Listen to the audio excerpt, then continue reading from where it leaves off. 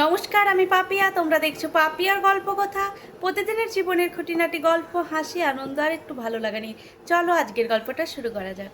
সকালে চলে এসেছি রান্নাঘরে, চাটাও হয়ে গেছে। এবার চাটা ছেঁকে নেব। আমি কিন্তু চা খাই না, কিন্তু আজকে আমার গলাটা একটু ব্যথা ব্যথা হচ্ছে, সেই জন্য আমিও ভাবলাম আজকে একটু সবার সাথে চা খেয়ে নিই। আজকে সকালে জলখাবারে বানাবো পাস্তা।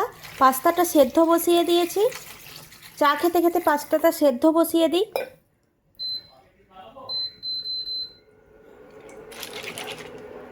সব কিছু দিয়ে দিয়েছি, একটু ভালোভাবে কষিয়ে নিই, তাহলে কিন্তু নাস্তাটা রেডি হয়ে যাবে।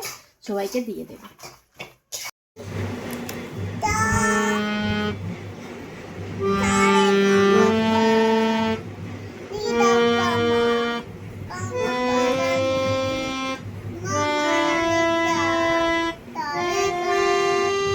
চা এখানে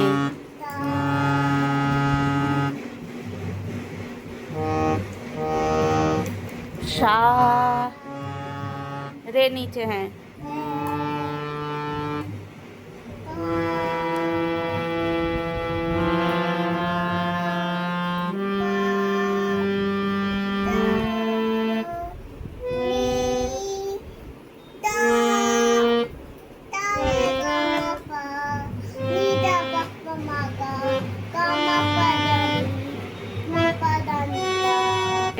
আজকের গল্পটা এখানেই শেষ করছি। সবাই ভালো থাকবেন, সুস্থ থাকবেন। দেখা হবে নতুন আরও একটি গল্প নিয়ে। ধন্যবাদ।